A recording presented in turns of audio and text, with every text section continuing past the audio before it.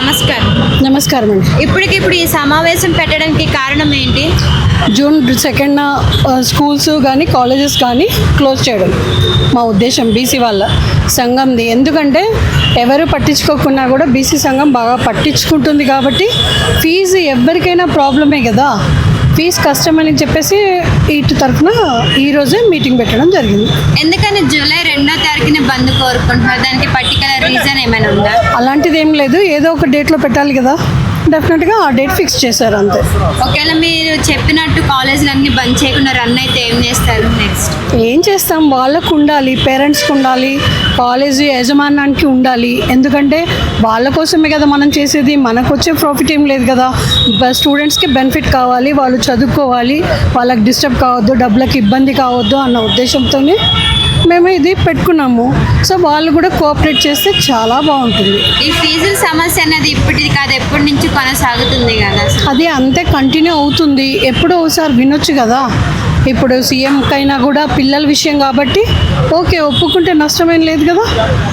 So అందుకని మీరు బంద్ కోరుకుంటున్నారు? డెఫినెట్గా బంధు అన్నది మా స్వార్థమేం లేదు, అది ఒక అందరికీ తెలవాల్సిన విషయం కాబట్టి క్లోజ్ చేయడము అంటే పిల్లలకు తెలుస్తుంది, స్టూడెంట్స్కి కూడా మా కోసమే క్లోజ్ చేయించారని. సో యాజమాన్యానికి కూడా పిల్లలకి ఇబ్బంది అవుతుంది. మా బీసీ తరఫు జాజుల సీనన్న క్లోజ్ చేయించారు, ఇంత ఇబ్బంది పడ్డారు అన్న ఉద్దేశం వాళ్ళకు కూడా వస్తుంది కదా. ముందైనా ఒక ప్లాన్ ఉంటుంది వాళ్ళకి, మా కోసం బీసీ సంఘం పోరాడింది అన్నది ఉంటుంది కాబట్టి డెఫినెట్గా సమ్ జీవోస్ రద్దు చేయాలని కూడా కోరారు కదా. అవును. సో ఒకవేళ రద్దు చేయకపోతే అసలు ఆ జీవో వల్ల ఏంటి అసలు ప్రాబ్లమ్స్ ఏం? రద్దు చేయకపోతే ఇంకా పోరాడుతూనే ఉంటామమ్మా. జీవోలు అనేవి ఇప్పుడు వాళ్ళు చెయ్యని పనులు మనం చేయాలని పెట్టుకున్నాయి జీవోలు. సో డెఫినెట్గా మనము అలాంటి జీవోలు రద్దు చేస్తే కనుక అది పోరాటం సాగుతూనే ఉంటుంది. ఫీజులన్నీ ఇంకా బిఫోర్ కంటే ఇంకా ఎక్కువ తీసుకుంటున్నారు సమ్ ప్లేసెస్లో, ఈ ఇష్యూ మీదకి వచ్చింది. అలా తీసుకోకూడదనే కదా ఈ ఫైటింగ్. మనం ప్రతి కాలేజ్కి వెళ్ళి చూడం కదా. అలాంటి కంప్లైంట్స్ ఏమైనా ఉంటే పేరెంట్స్ మా సంఘానికి వచ్చి జాజుల సీనియర్తో సంప్రదిస్తే డెఫినెట్గా దాని మీద ఫైట్ చేయొచ్చు. న్యాచురల్ కదా. ఎన్ని అంటే సీరియస్ కంప్లైంట్స్ మీ దగ్గరికి ఇప్పటికి ఎన్ని దాకా వచ్చి ఉంటాయి? చాలా వచ్చి ఉంటాయి. అసలు ఆయన ఖాళీగా ఉండరు, గ్రేట్గా 24/7 ఆయన పోరాడుతూనే ఉంటారు.